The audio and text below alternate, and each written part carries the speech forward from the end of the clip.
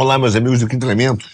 Estou aqui em Dubai. Dessa vez, a pedido do editor, arrumei um ponto instagramável, youtubável, sei lá o que os caras ainda têm isso. Além de falar de economia, eu tenho que vir aqui ficar falando, fazendo pontos instagramáveis para a gente poder falar do nosso queridíssimo mundo da geoeconomia. Dessa vez, se você botou no Instagram achando que estávamos comendo um ovos Benedict, você errou. Hoje estamos num sushi que vai chegar daqui a pouco e já iniciamos a comida com uma belíssima salada. Que beleza de salada, ó, viu? Então já começamos aqui com vista. Mas vamos lá. Acabei de chegar do fórum, na verdade, de Lisboa, que é um fórum que já está na sua 12ª edição, e ele foi pensado num tripé, que era o Gilmar Mendes, do IDP, a FGV, e um jurista que vale a pena vocês conhecerem, que é o Carlos Blanco de Moraes. Carlos Blanco de Moraes já escreveu artigos sobre o neocolonialismo, que é a pauta ambiental. Então, ao contrário do que a gente pensa, que acha que todos estão contra nós, não é bem assim. Existem pessoas que estão falando no meio jurídico a favor exatamente de uma pauta, mostrando que a pauta ambiental é uma pauta neocolonialista. E a visão do Carlos Blanco é muito interessante. O Carlos Blanco, na verdade, entra no Fórum de Lisboa como um autor importante, um constitucionalista português, e também escritor desses artigos, mas também publicou alguns livros sobre semipresidencialismo, onde ele é um grande especialista na área. E essa questão começa a ser discutida, ao meu ver, exatamente pela falta da bússola constitucional, que vem sendo um dos maiores problemas jurídicos no Brasil. E nós vamos falar sobre muita coisa sobre a economia, mas o Fórum Econômico, o Fórum Jurídico de Lisboa, tem um aspecto relevante, importante para a gente discutir algo que está acontecendo no mundo, porque é um reflexo direto desses movimentos globalistas e principalmente, veja bem, meu caro, dessa tecnocrata que nós estamos vivendo. Nós não estamos vendo apenas uma guerra entre China, Estados Unidos, Ocidente e Oriente, como alguns falam, mas entre nações que são tecnocratas e dentro, intranações, de pessoas que não concordam com a democracia. E esse vai ser um ponto que nós vamos insistir, vou falar também no programa de hoje. E isso volta, remetendo um pouco dos programas antigos, ao Zbigniew-Brzezinski, a troca do sistema monetário internacional, a inviabilidade do sistema monetário atual e a necessidade de se implementar uma democracia mundial, que é o que está sendo feito. Mas vamos voltar aqui ao Fórum Econômico, estou o Fórum Econômico cabeça, mas ao Fórum de Lisboa, para botar alguns pontos importantes para vocês. Primeiro, eu queria falar inicialmente da minha mesa.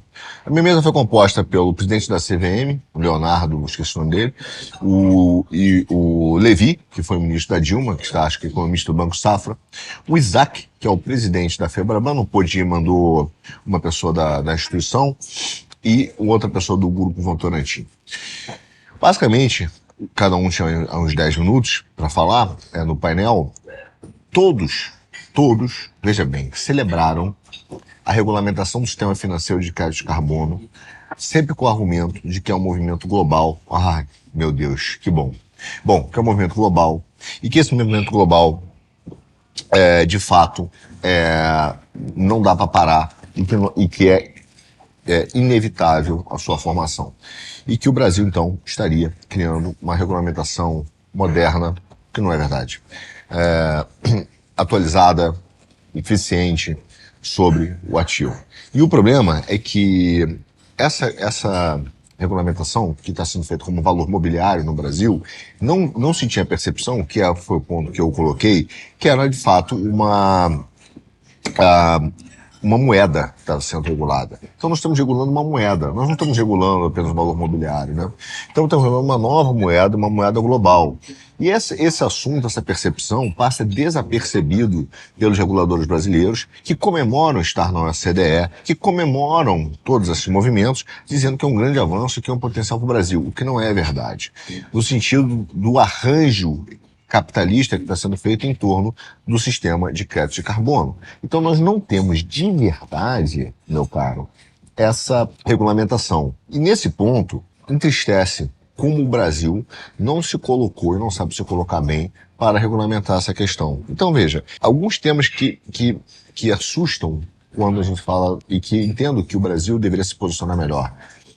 Quando a gente está no OCDE, por exemplo, que comemorou-se isso, que o presidente da CVM já estava no OCDE, por que a gente não comenta, por exemplo, da lei alemã? Não sei se você sabe, mas a alemã acabou não, mas tem uns 2 anos, promulgou uma lei, que é a lei da cadeia de fornecedores. Então é o seguinte, se você é uma empresa brasileira, mas tem uma filial na Alemanha, você tem a obrigação, veja bem, você tem a obrigação de, na sua cadeia de fornecedores, inclusive no Brasil, garantir que eles cumpram 100% da legislação ambiental. Ou seja, se você tem um escritório de advocacia, uma empresa vai comprar folha, você tem que garantir que o fornecedor da folha, de fato, vai fornecer e vai entregar aquela quantidade de folhas baseado numa legislação ambiental. Então você vai ter que garantir isso. E essa lei não só impõe uma obrigação, como impõe o dever de supervisão. Então você tem o dever de supervisionar essa lei, esse sistema, de maneira que você então é financeiramente responsável para algo que aconteça na Alemanha, lá no Brasil. Claro que existe um excesso de poder regulatório, que é um absurdo, um absurdo. Essa lei, inclusive, foi patrocinada e pensada pelo sindicato alemão, né? Para, óbvio, favorecer as condições de trabalho e transferir indiretamente barreiras tarifárias para o Brasil, tá? E dificultando a empregabilidade dos brasileiros no território brasileiro. Então nós estamos vendo uma série de absurdos que fazem parte desse neoconstitucionalismo, neocolonialismo e neoimperialismo climático. E que está sendo feito sob uma discussão muito pobre no Brasil e muito vagabunda pela mídia. Mesmo na discussão do fórum, você percebe que os interesses do Brasil não são grandes.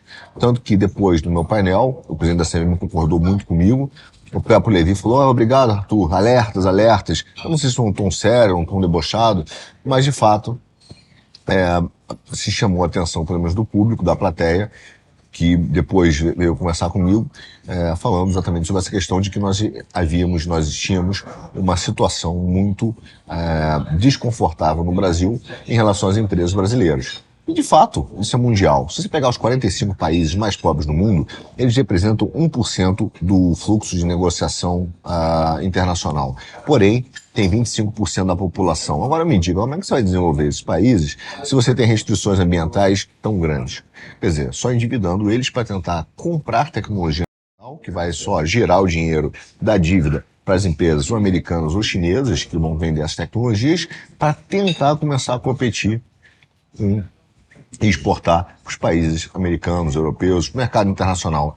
Ou seja, é uma barreira adicional ao desenvolvimento. Não tem nada aí que não seja um imperialismo climático e econômico que está sendo imposto. Infelizmente, essas discussões não são levadas a sério nesses fóruns e não são levadas para que a gente tenha um debate aberto sobre alguma coisa. É tudo apologia. Isso assusta e entristece, e essa é a situação dos reguladores brasileiros. A ONU, apenas no ano passado, 2023, na verdade, colocou 2.600 novas diretrizes, normas e legislações relativas ao clima, o que impacta mais ou menos 26% do fluxo de comércio global nessas regulamentações, o que dá em torno de 6 trilhões de dólares. Então, meu amigo, nós estamos vendo isso claramente sendo colocado no Brasil a fórceps com embaixadores regulatórios que só têm um interesse, implementar essa agenda globalista e tecnocrata que está sendo imposta, né? E, infelizmente, a discussão na mídia nesse aspecto foi diversionista, porque, ao invés de tratar desse tema, eles simplesmente correm e vão falar do custo de viagem do Gilmar Mendes, de quem pagou a passagem do presidente da CVM, quem estava do lado do presidente da CVM. São discussões medíocres, de gente medíocre, de jornalistas medíocres, que estão trabalhando com uma pauta para simplesmente fazer o truque do mágico, que é chamar a atenção para uma mão aqui, ó, e fazer o truque com a outra. Então, enquanto eles fingem defender o Brasil discutindo o custo de viagem e quantos empresários estão lá, o assunto importante, que é a regulamentação do sistema de carbono, passa batido. Tá? Agora, isso tudo faz parte dessa agenda tecnocrata, antissoberana, que nós estamos enfrentando, que representa muito da que nós vamos e estamos vivendo em todas as suas medidas. Com sinais, como eu vou conversar hoje com vocês, muito conflitantes, mesmo na discussão da economia americana, da Europa e mesmo na China. Tá? Agora, ainda falando um pouco sobre a questão da Fórum, eu digo que todo esse mercado de carbono, toda essa discussão, ela é, de fato, tecnocrata e neoliberal. Tá? E o grande problema disso é tão óbvio. Por exemplo, o Barroso deu uma entrevista e ele foi perguntado sobre o tempo dele no STF, ele falou que já tinha 10 anos de STF, e aí ele fala o seguinte, não, e as pessoas não entendem que a Constituição ela é baseada em 3 princípios históricos. Primeiro, ele fala que é o resultado de movimentos históricos, e que, portanto, né, é quase como uma evolução, quase como uma ideia darwiniana da Constituição, mas que era fundamentada em 3 princípios, que é o contratualismo, o liberalismo e o iluminismo. E é à luz desses 3 princípios que ela tem que ser interpretada para dizer o que vai ser feito, o que é. Não apenas o que é, mas o que deve ser. Tá? Que é até essa discussão, uma discussão do jurista alemão. Enfim, o que é assustador nessa frase é que quando ele fala que a Constituição é o resultado de um princípio histórico, só pode ser interpretado à luz desses 3 princípios, significa, meu caro, que se você é cristão e quer discutir princípios cristãos, ou se você tem uma visão contrária a princípios do iluminismo, que hoje claramente se mostraram ruins para a população, ruins para a sociedade, ela é inconstitucional, de direito, porque ela depende da interpretação baseada nos princípios do iluminismo. Se é contra o iluminismo, é inconstitucional. Então, toda a gracinha que for aprovada no Congresso só pode ser aprovada se for iluminista. Entendeu? Senão, o Barroso vai dizer que é inconstitucional. Essa construção do pensamento que está sendo dada, inclusive nessa pauta liberal do mercado de carbono. É por isso que essa turma chegou lá e falando coisas que não são verdade. Por exemplo, dizendo que o mercado de carbono está sendo regulado no Brasil, que será regulado no Senado, que está sendo feito através, óbvio, de uma mercado, a gente fala mercado, mas é uma agência reguladora, como sempre, né? Que certifica o crédito, é sempre estatal, essa agência tem o poder de fazer o que ela quiser, para escolher a sua metodologia, né, mas a partir daí dizer qual crédito que é válido ou não válido, enfim. Mas ele diz o seguinte, é só para os grandes emissores de carbono. Mentira. Mentira, isso vai atingir os pequenos. Isso vai atingir a pessoa que vai ter que comprar o wrap de frango, como eu já mostrei no passado aqui, no aeroporto, pelo preço de uma compensação de carbono, entende? Então dizer que é uma escolha do indivíduo, uma mentira que está sendo propagada por esses embaixadores globalistas, neoliberais, que não estão falando para as pessoas a realidade que está se formando no mundo. O sistema de controle ele só piora. E ainda vou falar do Brasil para a gente partir agora para o mundo. E por que eu digo isso? Agora, em breve, em julho, agora temos a reforma tributária.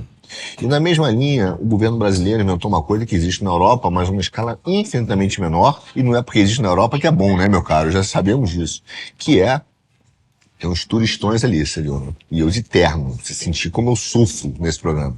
Mas, o que é a reforma tributária de um negócio chamado Split Payment, que é uma divisão de pagamento. Na verdade, o que os caras estão dizendo? Que os bancos agora têm a obrigação de monitorar o rendimento de todas as operações financeiras de pessoas físicas e pessoas jurídicas no Brasil. Significando que, na hora que você fizer um rendimento na sua conta corrente, que você deveria declarar depois, etc., você não vai ter essa opção. O banco tem a obrigação de perceber que aquilo rendimento, é uma operação de rendimento, calcular o imposto sobre isso, já pegar a parte do governo e mandar.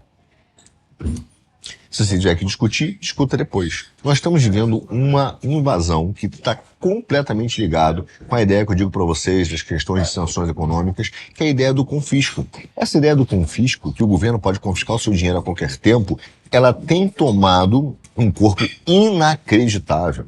Isso começa com as desculpas de sempre de combate ao crime organizado, à corrupção, etc, etc, etc, da necessidade de rever o dinheiro da corrupção, da necessidade de se rever o dinheiro do e de medidas cautelares de confisco de bens e de bloqueio de valores. Isso começa lá no combate às drogas, isso aumenta no 11 de setembro com o terrorismo, mas no final das contas isso está desembocando num sistema absolutamente totalitário de controle e de roubo feito pelo Estado. O Estado brasileiro, obviamente, falou em roubar o cidadão e sai à frente. Então, o que está sendo implementado nesse conjunto da obra de um sistema baseado em energia, com crédito de carbono obrigatório, com a necessidade de impostos online que estão sendo cobradas pelos bancos, com obrigação dos bancos, daqui a pouco você tem que fazer a compensação automática também dos seus tributos de carbono. Quer dizer, nem que não fosse tributo de carbono, só essa lei já é um absurdo. Quer dizer, a reforma tributária não pode passar com esses artigos, acho que 50 e 51, do capítulo que trata do split payment, e nós temos que pressionar, então, a base do Congresso Nacional para ter essa discussão, e que isso é inaceitável do ponto de vista do indivíduo, e o Congresso Nacional está traindo o povo brasileiro, cedendo esses tecnocratas que estão armando todas essas leis para implementar um sistema de controle e de supervisão que é absurdo, até porque os sistemas de controle e supervisão são poder. Tá? Isso o próprio Foucault já escrevia, a supervisão nada mais é do que um meio de se aumentar o poder. Não é nem de se exercer, de se aumentar. Agora, quais são os sinais conflitantes que nós temos? Nós temos um movimento hoje global de reação a essas pautas. Né? A vitória da Marine Le Pen, por exemplo, não é vitória, né? No primeiro turno das eleições, esse programa está sendo gravado entre o primeiro e o segundo turno, mas ela já mostra uma reação de uma população insatisfeita. Se você perguntar para o que mudou nesse tempo, eu poderia dizer que, primeiro, é muito simples. A população simplesmente não quer mais, não aguenta mais viver com o aumento do custo de vida, com o aumento dos impostos e com a perda das suas liberdades e da sua liberdade de escolha. Isso é um resumão da Europa. A Europa fala, cada vez mais eu tenho mais custos e menos liberdade. Você está virando um modelo totalmente totalitário. Para ganhar, ela vai precisar de 289, né, obter uma maioria, 289 de 577 assentos no parlamento francês. É um número alto, é um número difícil, mas independentemente do número final, fato é que, mantido esses percentuais, o crescimento da base da direita na França será enorme, dificilmente se fará um governo sem a presença dessa direita.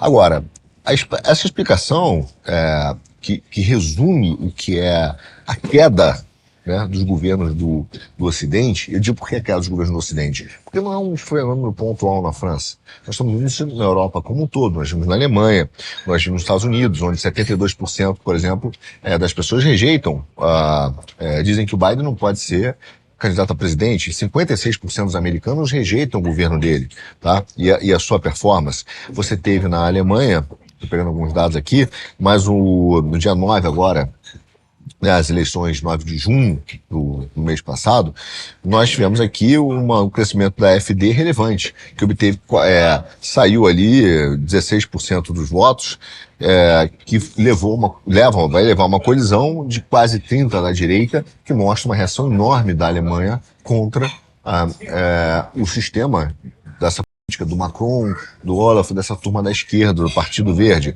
Não só na Europa, lá no Japão, falamos em algum programa anterior, o Kishida, que é o primeiro-ministro, tem uma taxa de aprovação de 13%. Basicamente uma desgraça, né? Que também está nessa pauta globalista. Visitou Biden e visitou Lula recentemente.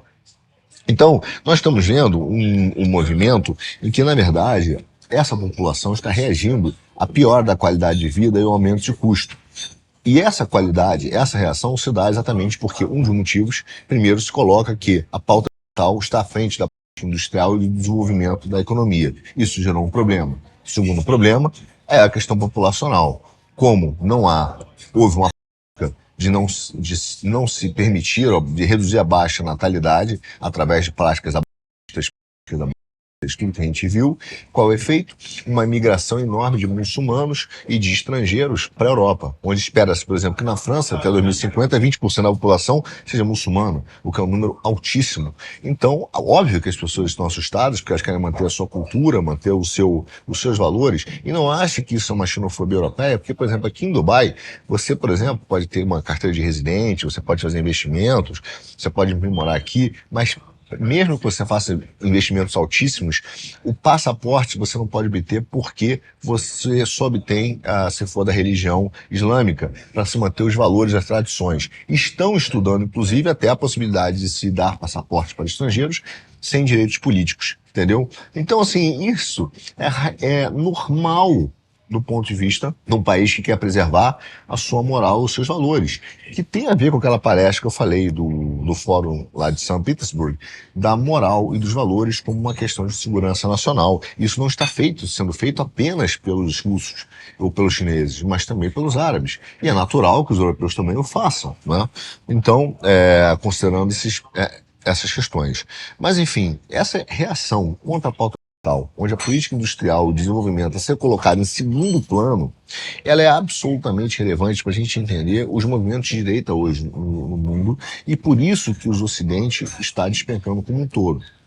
Os governos, Trudeau com uma baixa taxa de aprovação e todos eles. Mas nós temos um problema hoje de ordem grande, que são sinais contraditórios, inclusive no Brasil. Porque, veja, você vai ver, nós vimos que recentemente saíram 40 bilhões de dólares dos fundos ESG que estão nos Estados Unidos. Isso se deu, a gente já falou um pouco, exatamente pela falta do acordo que teve na COP28 de construir uma bolsa de carbono eficiente. Então, você tem um problema que é o seguinte, parte das indústrias estão seguindo as práticas ESG, parte não. E aí? Como é que você resolve esse problema? A indústria não segue, está ganhando mais lucro, está sendo mais competitiva. E os investimentos gerados nas empresas ESG estão perdendo dinheiro. Você só tem duas maneiras. Primeiro, fazer que isso aconteça a forceps. E para fazer a forceps, você precisa da lei. E é por isso que a dona CVM, a FEBRABAN e o Congresso estão sendo pressionados para fazer essas leis e regulamentações de mercado de carbono, garantindo que todas as empresas vão seguir a prática ESG, inclusive a B3 na mesma linha. Ou seja, tendo um direcionamento regulatório do mundo, aí não é o mundo todo, da Europa e dos globalistas democratas americanos, para esse tipo de pauta no Brasil. Ao passo que na casinha deles lá, estão começando a enfrentar rebeliões democráticas que, veja bem, se você olhar o que aconteceu agora em Paris, né, logo depois do resultado da primeira eleição, que a esquerda botou algumas pessoas na rua e começou um quebra-quebra, mostra que essa esquerda que eles lideram não tem nada de democrata, porque eles não aceitam o resultado da eleição. Eles só aceitam a eleição que eles ganham e dizem que são democratas. E quando você vai disputar, eles dizem que você é antidemocrata, portanto você não pode disputar.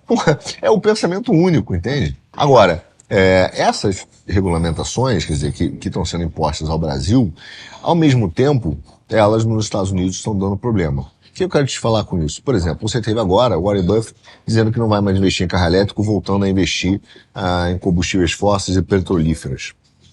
Isso é um movimento estranho. E o movimento se dá pelo seguinte, quando você pega, e eu vou falar dessa questão no Brasil, quando você pega a energia necessária, tá, para você eletrificar absolutamente tudo, como o Biden quis fazer, você vai perceber, inclusive de carros elétricos, que, considerando a necessidade de eletrificação sozinho do sistema americano, não há energia suficiente para eletrificar tudo, inclusive os carros. Ou seja, o sistema elétrico americano não tem capacidade para isso. Esse é o problema 1. O problema 2 é um problema de fato, de incentivos, tá? E esse é um problema seríssimo. E por que eu digo que ele é contraditório? Porque ao mesmo tempo que o Biden está brigando com a China em alguns setores, elas são duas nações tecnocratas no momento, brigando com a hegemonia tecnocrata. E esse é o risco que nós corremos, que é o que eu digo dos globalistas à direita e dos globalistas à esquerda, que temos no Brasil também.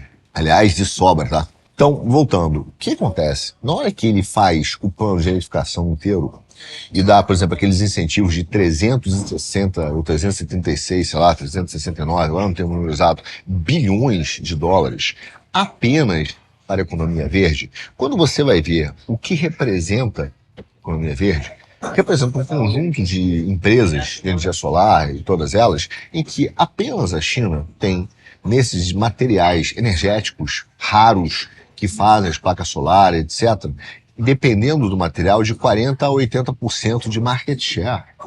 Ou seja, o Biden está forçando e mandando dinheiro indireto para empresas chinesas, do mesmo jeito que o Zigbee News e Brzezinski fez no passado. Então você está falando de incentivos, nesse último plano dele lá do IRA, 369 bilhões. A Goldman Sachs já fez a conta, eu peguei aqui, eles disseram que isso vai dar em torno de 1,2 tri.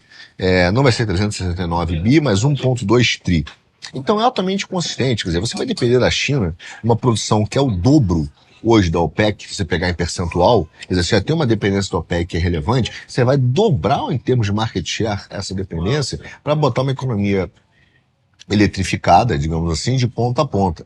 Só que essa economia eletrificada só irá beneficiar algumas empresas chinesas e que vai depender da tecnologia e dos materiais raros que a China processa e produz. O Biden está criando, ao contrário do que se diz por aí, não apenas não está tendo uma guerra com a China em alguns setores, o que de fato está, mas está tendo uma colaboração com a China, ajudando a China a ser gigante na área ambiental.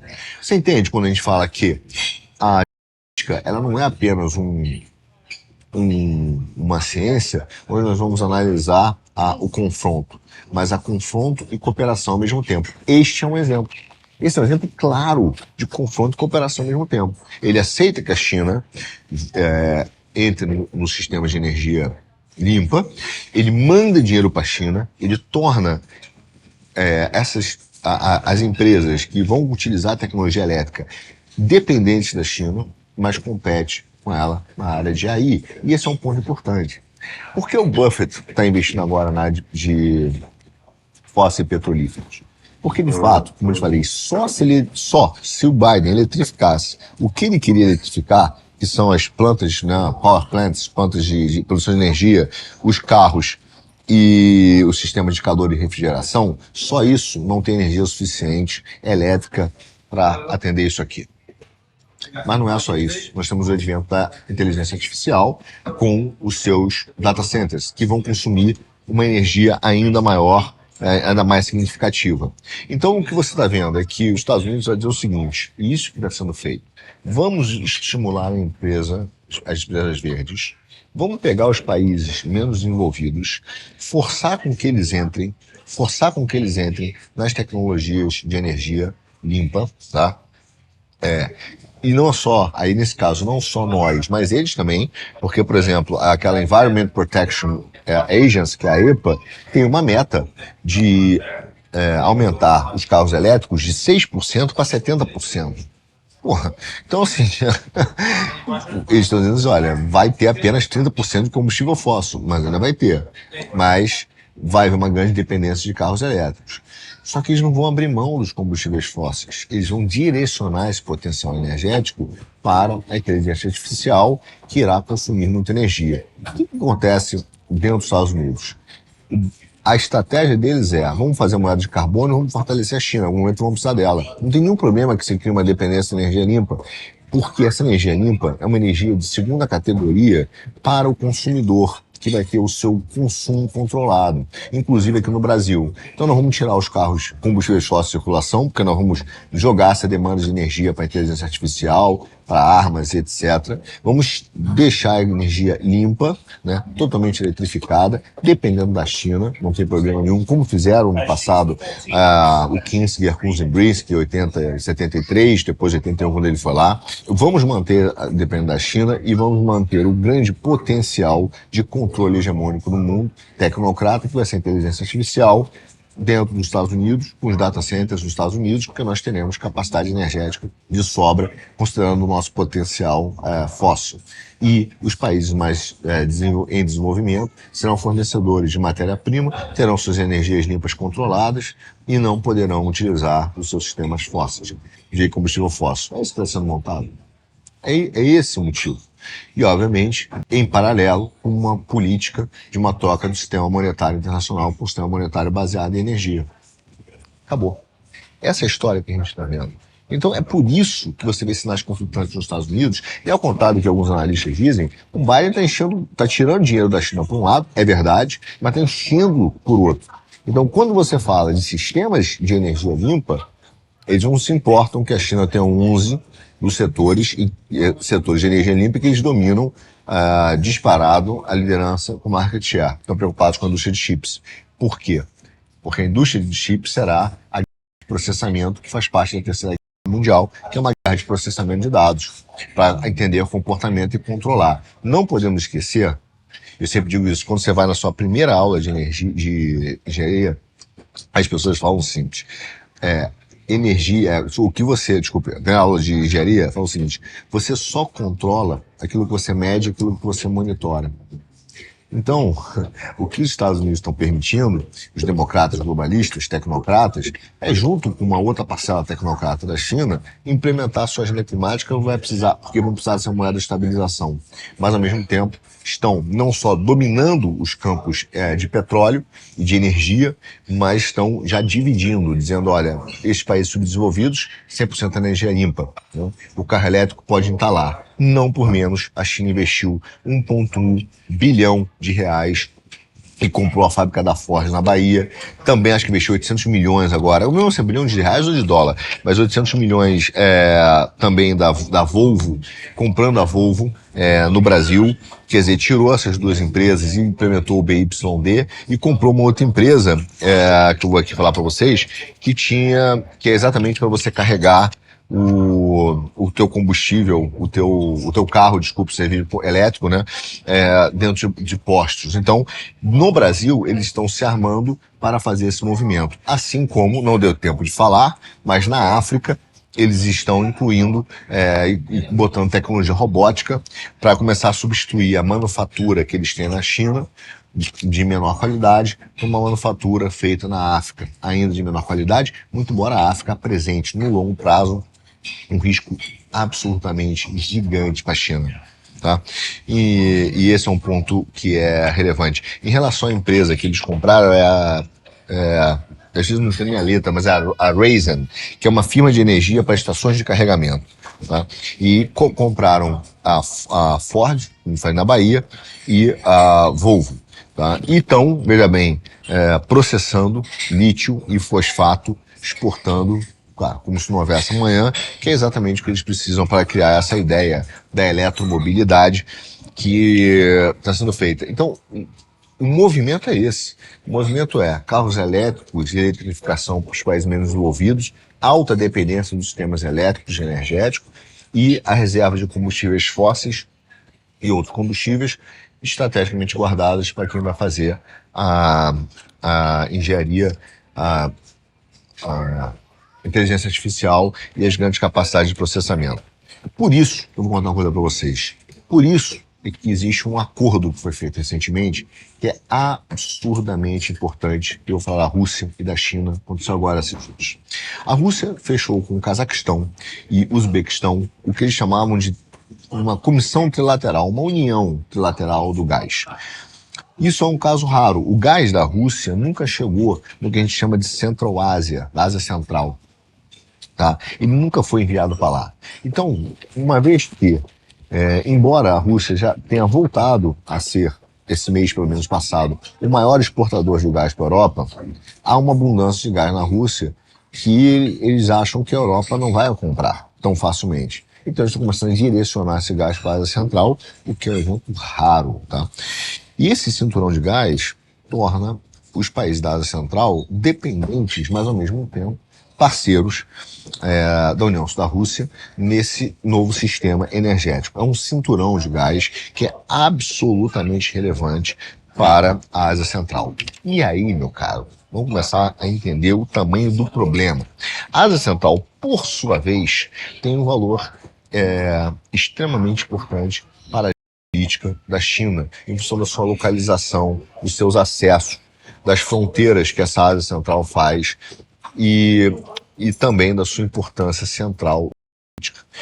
E veja bem, a China, por outro lado, entende isso e está fazendo uma nova diplomacia. Ela chegou no que a gente chamou de diplomacia da época de ouro nos Estados Unidos, em torno de 77. De lá para cá, que é essa época do Kissinger e exatamente do Zigbee e Brzezinski, os chineses consideram 77 como a época de ouro da relação Estados Unidos e China, né?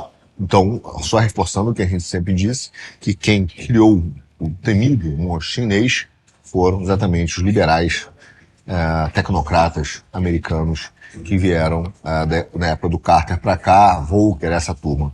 Enfim, mas a China começou uma diplomacia que eles chamam de uma comunidade com futuro compartilhado. Essa comunidade é o mais alto nível de diplomacia chinesa.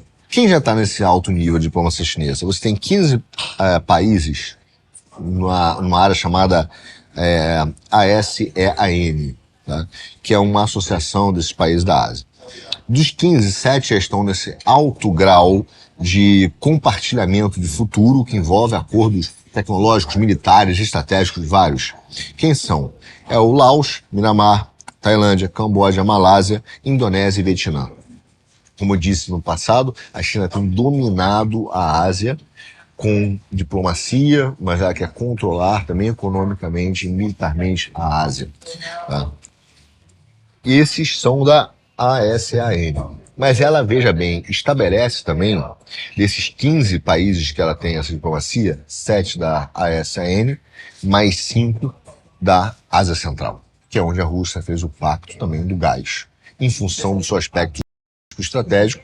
No próximo vídeo eu falo um pouco mais sobre isso. Mas quem são? Cazaquistão, Tajiquistão, Uzbequistão, Turkmenistão e Quirguistão. Ou seja, esses outros 5 países da Ásia Central são absolutamente estratégicos também para a China. Então, veja, há uma influência geopolítica. Fizeram acordos de um futuro compartilhado, que não há um acordo maior para a diplomacia chinesa, e fazem um cinturão de gás com a Rússia. Está se criando obviamente, uma estratégia de domínio de sistemas energéticos, também pela China e principalmente pela Rússia. Tá? Mas eles também têm esse acordo com o Paquistão e Mongólia. E por fim, meu caro, aperte os cintos que o piloto sumiu. Eles assinaram com a Sérvia. Lá na cozinha dos europeus, do leste europeu, entrou lá na cozinha, assinando com a Sérvia. A Sérvia hoje é um dos primeiros parceiros, considerados aí na zona da Europa, né, ou do leste europeu, mas considerado como um futuro compartilhado com a Sérvia. E por que isso é importante? Tirando a Sérvia, meu caro, todos esses outros países eram vizinhos da China. Então a China pegou a sua área e foi fazendo acordos estratégicos de defesa desse futuro compartilhado, quase que expandindo virtualmente as suas fronteiras. Agora a Sérvia não, é lá longe. E eles então já estão compartilhando o que eles chamam de coordenação para uma nova era. Esse evento é significativo para a gente entender o sistema de governança global que está sendo implementado pela visão da Eurásia, dominado aí pela China, pela Rússia e por aqui pelos árabes. Né? Então, há, por exemplo, hoje, nesse acordo de cooperação, dados de telecom, né, comunicações, dados, inteligência artificial, fotovoltaica, segurança e outros itens, nem todos são disponíveis para fácil acesso, mas é o que está acontecendo. Então, o movimento que a gente está vendo é interessante, que de um lado há um conflito pelo predomínio dos sistemas energéticos da parte de tecnologia, de inteligência artificial. É verdade. Mas, por outro lado, há uma cooperação para que juntos essas nações tecnocráticas implementem a agenda climática com uma nova moeda de estabilização. Onde essa nova moeda energética, a pergunta é quem terá o domínio sobre essa nova moeda energética. Será a China ou os Estados Unidos, ou a Rússia, ou Rússia, China, Estados Unidos e os árabes, de um lado, China e Europa do outro. Mas o fato é que, nesse aspecto, há uma cooperação. Então, os Estados Unidos está botando dinheiro de verdade para a China. Ao passo que retira do outro lado, e esse é um dos grandes desafios da China. Né? A China hoje enfrenta uma crise imobiliária gravíssima, existe uma bomba relógio numa coisa chamada Local Government Veículos, LGV alguma coisa, Local Government Veículos Financeiros, tá? Que era uma forma de você botar dinheiro local e emprestar para as construtoras, mas a indústria imobiliária chinesa parou de crescer, e isso é uma bomba que deve ser metade do PIB chinês. Se tiver default, a crise é gravíssima, mas a China está tentando enfrentar isso através de um crescimento não mais rápido, como eles falavam, mas agora melhor, um crescimento mais substancial, de qualidade, não de velocidade, através exatamente dos seus parceiros na Eurásia e a utilização de sistemas energéticos. E é por isso, se você olhar, o perfil também do investimento chinês na América Latina tem mudado. Veja só, até 2001, esses caras cresceram, tá? Você vai pegar de 2000, perdão, para 2021, eles cresceram de 12 bi de investimento direto para 445 bi. Foi um salto brutal. Compraram no início tudo relacionado a comida, energia e segurança. A terras, etc. Quando você pega a partir de 2013, você já muda um perfil dessa... Você já vê uma mudança de perfil da visão dos caras. Eles já vão para projetos de infraestrutura, principalmente no setor energético. Já tinham comprado comida, já tinham comprado em segurança, portos e energia. Agora estão indo para infraestrutura, e principalmente na área de energia. De 2012 para cá, você começa a ver, então, que o Latam, o México e América Latina começam a receber ainda mais 212 bilhões de reais. Quer dizer, metade daqueles 400 e tanto se deu entre 2005 e 2012. Tá? Onde o Brasil, na verdade, recebeu um terço disso. O Brasil recebeu em torno de 71 bi até 2012 para 235 projetos que estavam sendo feitos na China, no Brasil. Então a China investiu 71 para 235 projetos em investimento direto. Quando você chega em 23, mudou o perfil. Você tem o State Grid, a China Three Gorges, que a gente já falou, e a Multibio investindo em energia elétrica no Brasil, mas agora com um lema, chega até a ser engraçado, não é piada de quinta, é verdade, mas o tema para o chinês é Small is Beautiful. O trocadilho é ótimo, mas é verdade. Small is beautiful. E eles começam, então, a fazer tecnologia de energia limpa, começar a procurar investimentos e reservas, aí sim, de commodities. Procurando, por exemplo, o lítio na Argentina, onde eles investiram 1,7 bi, né, e uma mina em uma mina também, tá?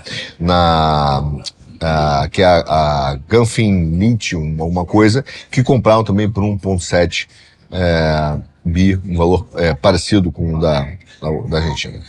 Enfim, há um movimento da China de troca do seu perfil de investimento e de dominância em função desse quadro que está sendo desenhado. Esses sinais que parecem, então, hoje falando, que eu queria falar com vocês, que parecem contraditórios em algum momento, na verdade não são. A agenda climática, ela hoje vai sofrer um abalo significativo por causa das eleições. Nunca foi tão importante se ter um parlamento para frear, de fato, essa agenda tecnocrática que está sendo feita. Mas ele tem que estar atento. No Brasil, nós vamos ter a regulação do mercado de carbono feita por agências administrativas, como a CVM, reguladores. E eu quero falar um assunto importante sobre isso para fechar, mas guardem esse dado. Ela terá a mudança do sistema tributário para começar a implementar que bancos tenham, através do split payment, a obrigatoriedade de calcular rendimentos para apurar impostos e depois se transformará em compensações climáticas automáticas, tá? Sem as quais você não vai poder consumir.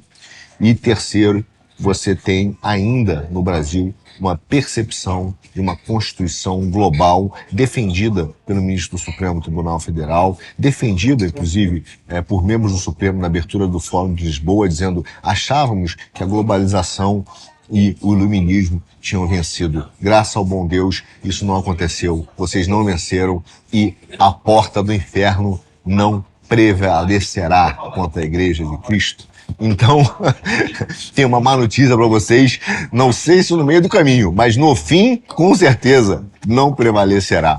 Mas enfim, eles estão lá nessa, achando que essa maluquice vai vencer, mas já estão apontando que esses serão princípios que irão balizar o que é constitucional e não constitucional no Brasil, apenas apontando para uma regulação e para uma Constituição global. Tá? Então o Brasil será apenas um instrumento, do jeito que está indo, de uma Constituição neocolonialista, né? Subserviente aos interesses internacionais. Esses são os sinais no Brasil. Ao passo que nós estamos vendo movimentos em que os Estados Unidos estão dominando, os democratas, dominando sistemas energéticos tradicionais de economia fóssil e empurrando a energia toda eletrificada para o consumidor, para garantir energia fóssil para a inteligência artificial e para o terceiro mundo. É isso aí, meu caro. Apertem os cintos, que esses são os movimentos que são perceptíveis agora. É fácil hoje em dia brigar contra isso? Não. Mas os sinais continuam sendo bons. Eu sempre sou otimista e tenho dado certo esse meu otimismo, pelo menos no curto prazo, porque a direita tem uma grande chance de realmente entrar na Europa como um todo. E mesmo que o Trump não ganhe nos Estados Unidos, o que é bastante improvável, mas é possível, a pressão da direita europeia irá trazer de volta uma força, uma política industrial, mesmo que a gente saiba que isso não eliminará totalmente as políticas de carbono. O fato é que nessa transição à direita, nós aqui temos que ter direito também no Congresso Nacional para vetar essas leis do sistema bancário, split payment, da reforma tributária, essa baboseira da CVM, para que a gente possa então alinhar os interesses do Brasil a também uma política industrial. Por fim, decisão da Suprema Corte Americana, absolutamente relevante, mudando o entendimento de 40 anos, dando um limite às agências reguladoras, dizendo, olha, eu não vou acatar mais 100% as suas decisões técnicas, porque elas, de fato, podem ter princípios jurídicos que não nos interessam. Isso foi um choque enorme para os tecnocratas americanos, todo mundo pulou, os burocratas que não foram eleitos, que querem impor pautas técnicas em cima da gente, sofreram uma perda gigante, e eu poderia dizer que esse talvez seja o evento mais relevante jurídico do ano, essa decisão da Suprema Corte Americana, que pode se estender, por exemplo, à brasileira, e nesse caso, um Supremo, não esse, mas um outro Supremo, com tempo, ou esse, pelo menos, com essa percepção de defender o Brasil, tomara que eles acordem, influenciado talvez pelo Carlos Blanco de Moraes, percebam isso e possam dizer para a CVM que a regulamentação ESG que ela tenta botar à força e a regulamentação do mercado de carbono é totalmente contrário aos interesses brasileiros e que não tem que ser seguido. Bem, meus amigos, é isso. Esse é o resumo do nosso momento energético mundial e nos vemos no próximo Já Economia. Eu agora vou pedir um sushi e vou comer uma salada antes que esfrie. Até a próxima.